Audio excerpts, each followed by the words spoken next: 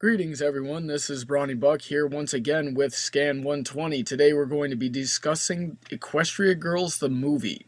Now, I know I'm normally a little bit slowpoke when it comes to these things, but this time it's actually not my fault. I actually just managed to see the movie last week, but that's because it only came out last week where I'm from. I don't know why, but Downtown Disney in Orlando, Florida chose to show the movie for one or two showings on one day, and that one day being last Saturday. So that's part of the reason it took me so long to get out there and see it. So when I returned home that day, I had come to find that Skan and I had some differing opinions on the movie, and we're here to discuss those today. Skan, how are you doing, sir? I'm doing okay. Alrighty then. So why don't you start this conversation here? Tell us in general what you thought of the movie. Well, first impressions, it was enjoyable to watch the first time through. But then again, first time through when I'm watching a movie, I'm not generally paying that much attention. Not to mention I was in the theater with a bunch of excited people adding to it. So you probably had the theater goggles problem, didn't you? Yeah. So then, afterwards, you get the chance to start thinking about what you just saw. Thinking about the story and everything that went through it and what was good about it. Mm-hmm. And I couldn't really think of anything good about the movie except for references, which doesn't make a good movie.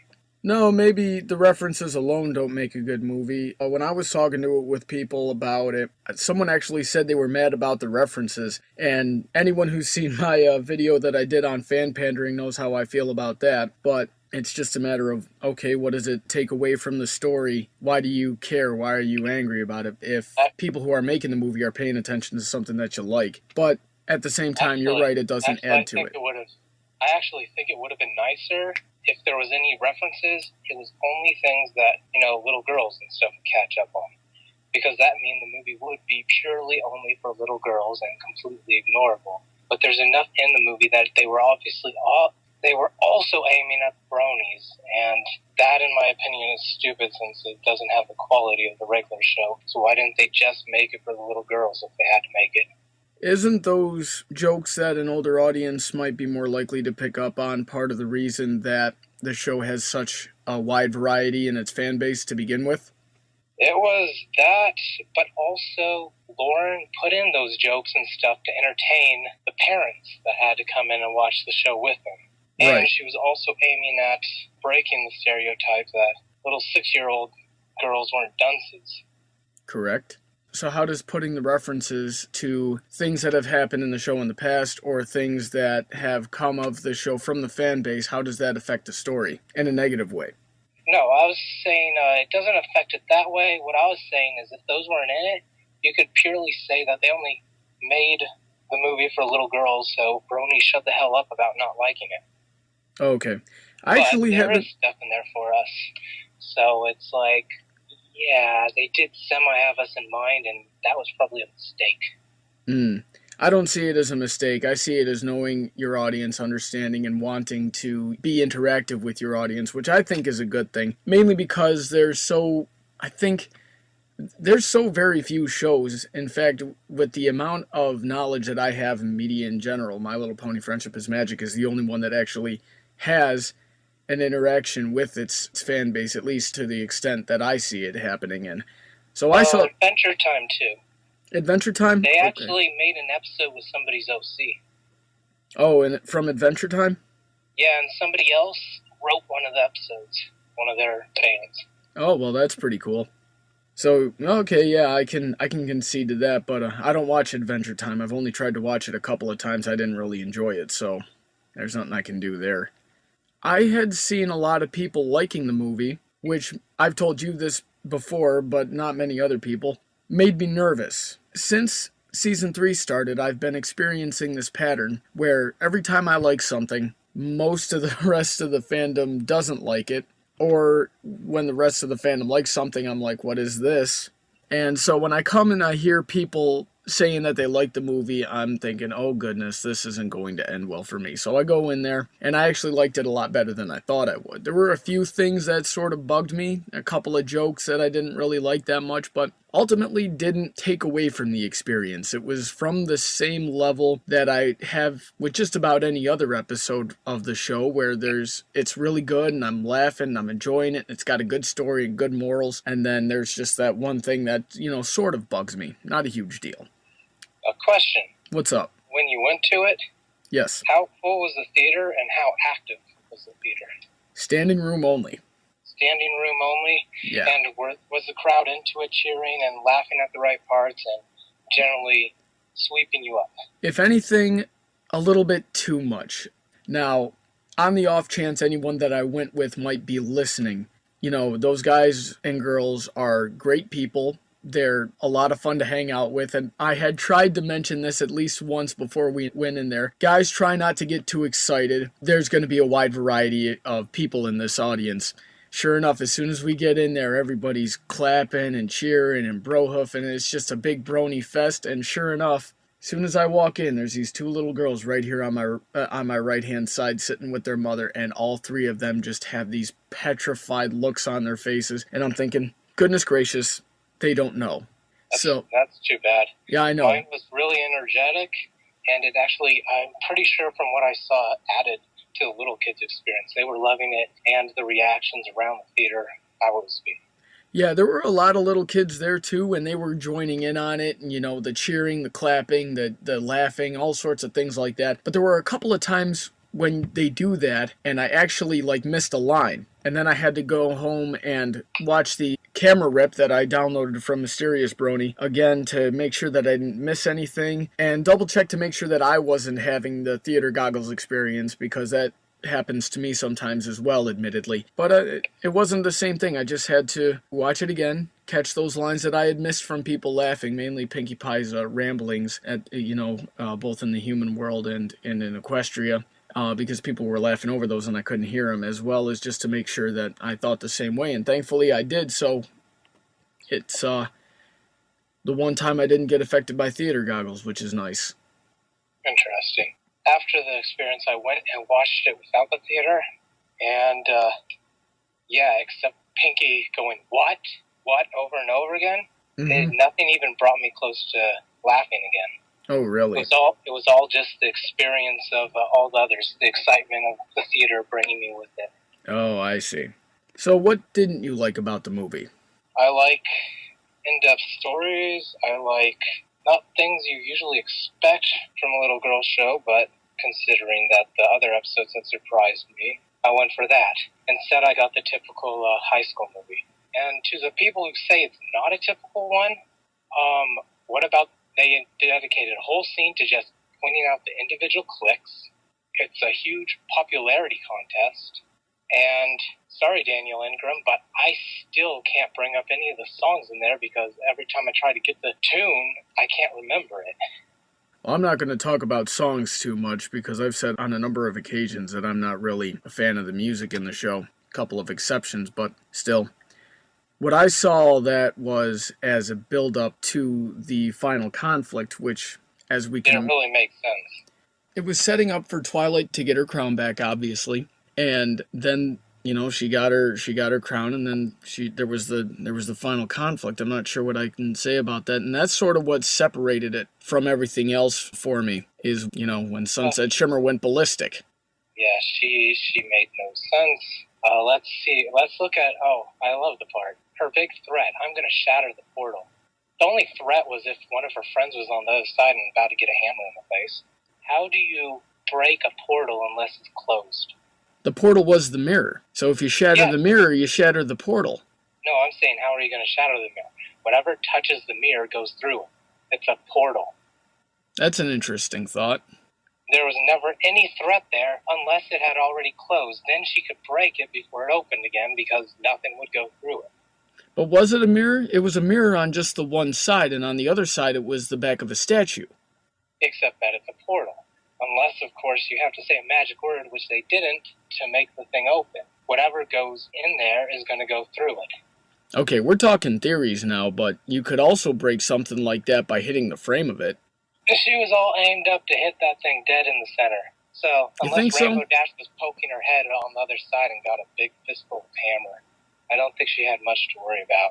Oh, they were all, we saw them on the other side. They were all staying a pretty safe distance away from the mirror. But Yep. I thought Sunset Shimmer's, I didn't think about that, but when I look back on it, I suppose you might have a point. But Sunset Shimmer's pose was a bit ambiguous for where she could have been aiming on the portal. If she wasn't able to hit the center in order to break the portal, you know, say the hammer goes through it, like you're saying, then she could easily smash the side of the statue and mess it up.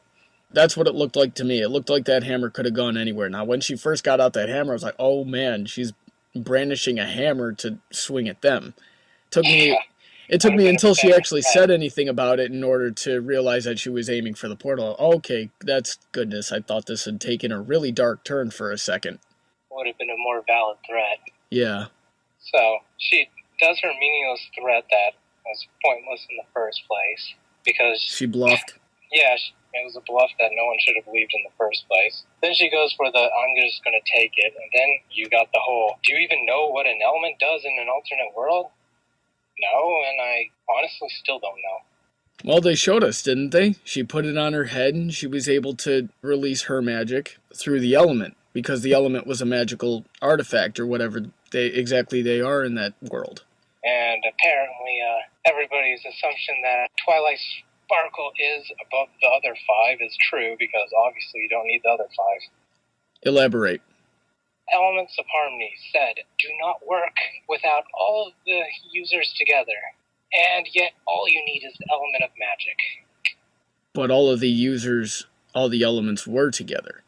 They weren't with Shimmer when she was using, and technically all the elements are still on the other side of the portal. Yes, her friends there supposedly have the same thing, but then again, then shouldn't that mean there should be magic in that world, and she could have just gone and gotten that one instead, if they're in both worlds? The element of magic is what brings all the elements together and makes them function.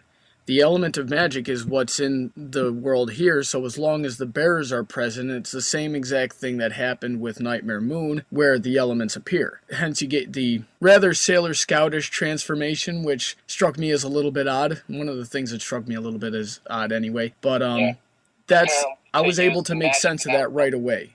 Apparently to use magic in that world, you gotta become a furry. That's one way of looking at it. I wasn't sure what that was exactly, why they transformed like that, but it wasn't a big deal to me. After the whole Harry Potter scene. Harry Potter scene? Oh yeah, you got the whole, I'm gonna hit you with your own element. Oh, I'm sorry, it's my element and it won't betray me. Ba ba ba ba. Was there anything you liked about the movie? Like I said, I thought it was pretty humorous when Twilight's telling them about the broken down gem and Pinky's just freaking out. That was pretty amusing. Mm-hmm.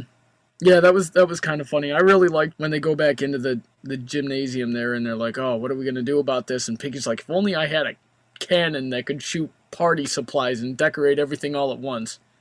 What should have been one of my favorite parts of the movie, unfortunately, it made them. They just screwed it up so much. Fluttershy's meeting.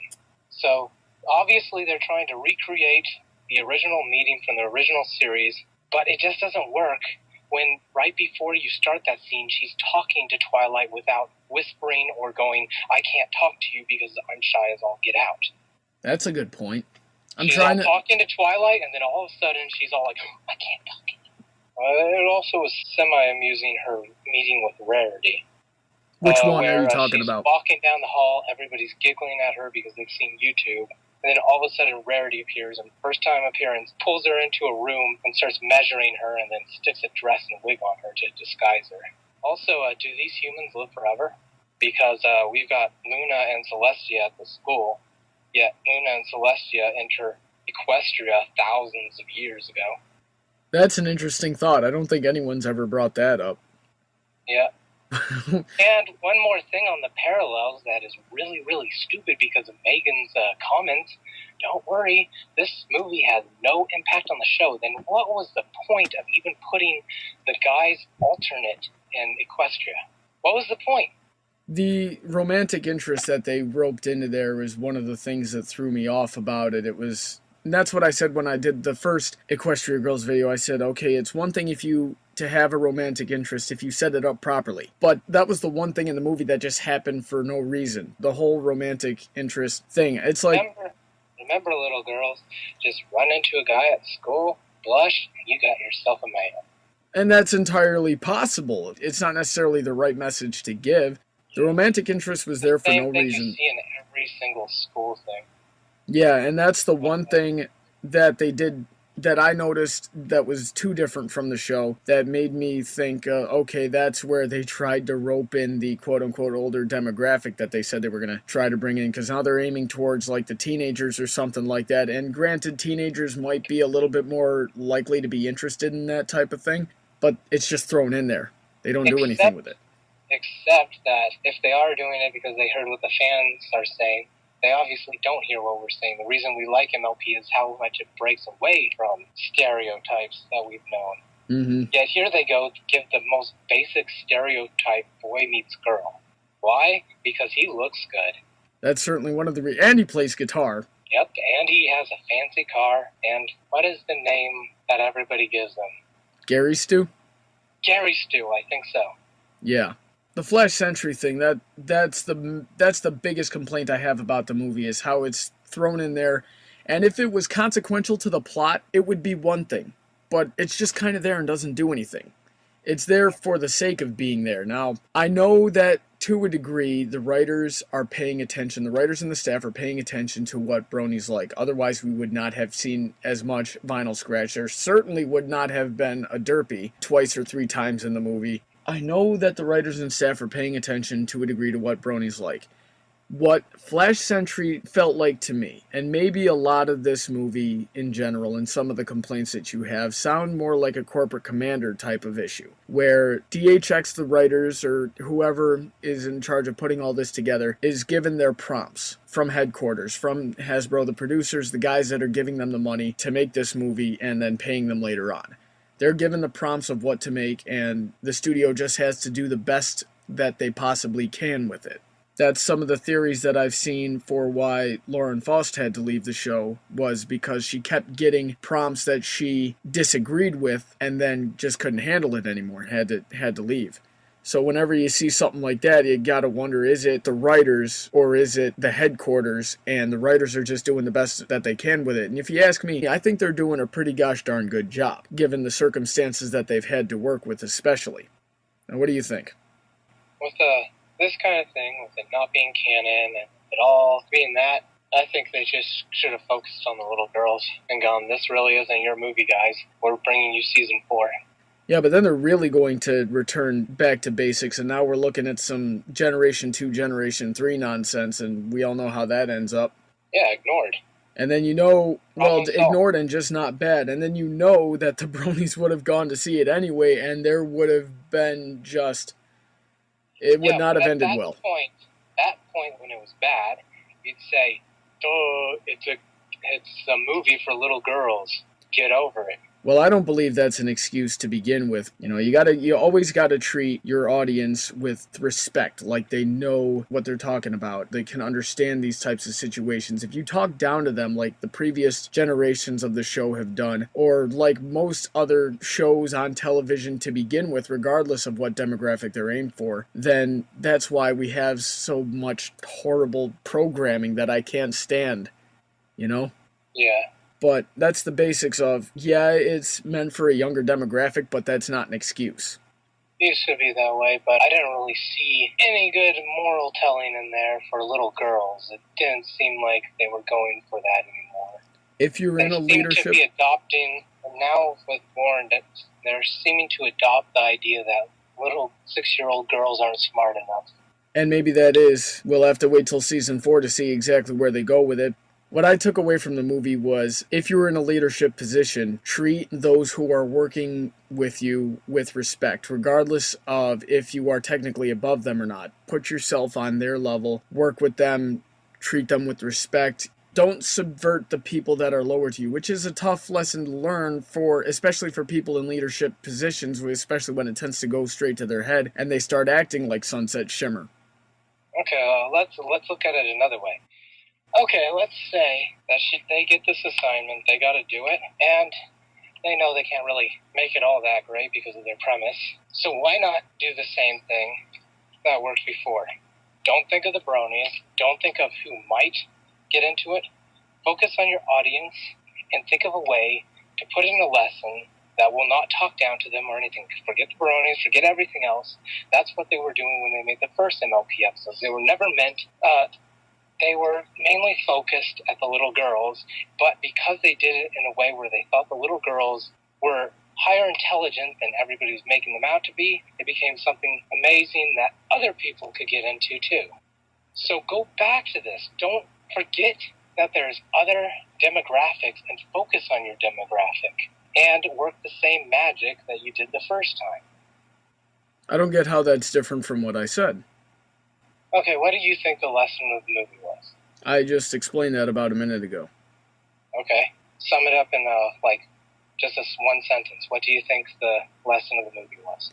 If you're in a leadership position, don't abuse your power. Put yourself on the level of those you're working with and earn their respect and be a good leader through respect. Well, they didn't push that past so far, considering most bronies I hear, when asked that question, say the answer was friendship will get you through everything. That's another good one that I didn't think of. I'd be willing to accept that on top of what I just said. Except, of course, that'll be a brutal wake-up call when they get to high school. I disagree. Because if you kept a lot of these morals in mind when you go to high school, especially if you're younger, then you'll be more likely to separate yourself from everything else that's terrible that's going to happen, or at least know how to handle it in a practical sense. It's theory backed up by actual practical application there. And that's a good lesson to learn. Yes, the circumstances might be different, but that's the whole purpose of giving these lessons. I wasn't seeing it. Well, that's unfortunate. That's all I can say to that. I had no trouble picking up on that type of thing. Do you have anything else you'd like to say? Not at the particular moment. Do you have something? Pinkie Pie's monologues, those rants she did when she had everything figured out. Oh, yeah. That... She breaks the fourth wall in the show, but every time she breaks it in the show, it could also be seen as not a fourth wall joke. Most of the time. There's like one or two times that it is totally breaking the fourth wall, but most can also be explained away as not a fourth wall joke. She did in the movie twice blatant fourth wall jokes that weren't subtle, thus they weren't really good jokes. Now, those aren't fourth wall jokes. Fourth wall jokes is when you address the audience. What she did there was just... I also consider knowing the script a fourth wall joke. She certainly explained a good deal of the plot, but I don't think that was the case either. It just seemed like sort of a cop-out to a degree. The writing of the movie would have been a lot better if they had found a way to make it so Twilight had to keep everything a secret the whole time, and managed to do so, and had to, really get in there and problem solve and juggle, what she knows with what she can tell people while figuring everything out and activating the elements of harmony and all sorts of things like that. That would have been really clever if they could have tackled that. So when Pinkie Pie suddenly comes in and goes, I understand the whole situation, or explains the whole situation on just a hunch, which is another level of not making sense, one of the things that bothered me in there. That's just, it seemed like sort of a cop-out, which I can understand to a degree if you are pressed for time in the script, which is entirely possible on a professional level, or if you're meeting a deadline, you got to get the script out and you have to put down something quick to save yourself a couple of days of thinking exactly how to do all that, because what I just suggested would have added minutes, probably 15 minutes onto the script, which is going to be a pain in the neck on all levels, pre-production, post-production, all sorts of things like that. Was it at Everfree? I got into a very interesting conversation. We were at the early breakfast. Mm-hmm. We're sitting there looking at the different events of the day, and one guy's like, the Sonic Rainbow panel. Wow, I can't believe these guys have the balls to show up. I'm like, why? And he's like, oh my gosh, such a bad thing. All the people upset about it. I'm surprised they were that. And it's like, okay. So we've got a movie with basic story, tons of references made by an amateur, and you bash it. We've got a second one with a basic story, tons of references made by a professional, and we defend it. Why? What you encountered there was definitely a double standard. I didn't think the story was too bad. There were just that one part of the story that I disagreed with. Well, two parts, rather, that the Pinkie Pie's monologues and the introduction of Flash Sentry. Those were the two things about the story that I didn't like. But I didn't think it was a bad story, whereas Double Rainbow definitely lacked. You also ran into someone who is rare for me, because I've never met anyone that, at least in person, that disliked Double Rainbow's story. I had a few problems with Double Rainbow's story. I don't think it was nearly as solid. I'm more likely to come across someone who didn't like Snowdrop for reasons that are just completely beyond my comprehension. In defense of the Double Rainbow guy, he probably would have used a better story, but to get his grade, he had to write the story. Which doesn't really make too much sense to me, considering he's studying to be a director, but, well, his teachers demanded he write the story. If it wasn't his story, it wasn't a grade. Well, directors have to have a good sense of understanding story and telling a story as well. It would also be good if he'd been allowed to look around, because you're going to be sifting through tons of scripts and stuff written by other people to find something that you can turn into a blockbuster. Which is a lot more time than it would have taken to just written your own script, you know? Yeah. But I'm out of things to say. Other than I thought Shirley was hilarious for for about the couple of minutes that she was on screen there. That look of, okay, I can do this. Big smile. You know, and then she turns around to face Twilight. That was one of the highlights of the movie for me, and I was getting a little upset with people at the theater when after the credits are rolling and Derpy comes on there with her muffin, and everybody just lost their mind. And they're talking about it. They're talking about that one part all day too. They're like, okay, she was there for 15 seconds at the most, and that was, if you ask me, a pretty good story that we just watched. Why is that 15 seconds at the credits where she stands there with a muffin your favorite part of the movie? Stuff like that doesn't make sense to me. Because a movie filled with references, the highlight is the best reference. I guess. Which, as much as I liked it, what was Trixie's thing? It's all like, any way you look at that, she'd be considered the school freak the way she did that. Yeah, she definitely would, and funny you should mention that. As soon as she came up and did that, for a couple of seconds I was like, why did they include that, of all things? And then it hit me, oh, you know something, when I was in high school, there was a group that I was not necessarily a part of because I was never into that type of thing, but I was friends with people in the group, the anime and manga nerds, and they would all get together, and there were a couple of people in that group that would walk around saying things like that, so I'm like, okay, maybe they got away with it if they were looking to that type of person in a high school setting, that type of really geeky anime nerd that will walk around acting like their original character from a manga they wrote or something like that. So the only person I've known about that, the only reason she wasn't picked on was because she was huge and she beat the shit out of anybody who messed with her. Oh, that's just lovely. Yeah. She was feared. She's a manga nerd. That's Trixie. Also, they were in the movie Diamond Tiara and Silver Spoon. Yes, they were. Wouldn't they have made so much more sense than Snips and Snails? One, you'd have girls hanging out with each other. That's Two, true. They've already been, put as villains. Snips and Snails aren't villains. They're morons. Exactly. And there's a reason for that. Snips and Snails have a tendency to gravitate towards the villain. They did so in Ghostbusters. They did so in Magic Duel. So there's precedence for it. Both times that's Trixie, and they're impressed with how she does her power and stuff.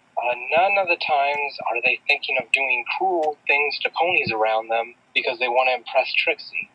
But this time they want to impress Sunset Shimmer for a couple of reasons. Maybe they're trying to be friends with her because she's popular, or, maybe she's got some sort of blackmail on them, or, there's all sorts of things you could do with that, but they always gravitate towards that type of villain and comic relief. So it works on a couple of different levels. Yeah, they could have done so much better with Diamond Tiara and Silver Spoon. True, but nobody likes Diamond Tiara and Silver Spoon. Okay. somebody's comment that they're too young, well, guess what? They're at the school, so obviously they're not too young. And they're the same age as Snips and Snails. I don't know who would have said that and not realized that. Yeah. But it works with Snips and Snails. With Diamond Tiara and Silver Spoon, they are their own clique. So they wouldn't be nearly as likely to gravitate towards Sunset Shimmer. Because they don't need to. They got their own thing going on. So that's my answer to that little conundrum. And with that, I'm out of things to say. I really liked the movie. There were just a couple of things I didn't like about it, but ultimately, I'd watch it again. I still got it on my computer. I'll probably do that tomorrow or something like that. Any closing thoughts for us, Skan? No, if you enjoy the movie, fine, but just remember, lots of attention for something can cause a project that's a dead end to become more. That's an interesting thought. Well, this has been a great discussion. With that, I'm going to close it out here. Thanks again for Skan120 for joining me in this conversation. I'll leave a link to his review channel in the description. Thanks for listening, everyone. Have a great day. If you have a topic you would like to hear discussed, or if you have an episode, fan fiction, product, or anything else you would like to hear reviewed, send me a YouTube message or leave a comment below. You can also drop comments, questions, topic suggestions, and review suggestions by liking Brony Debates on Facebook, following on Twitter, or sending an email to bronydebates@yahoo.com. Have a great day, and I look forward to hearing from all of you soon.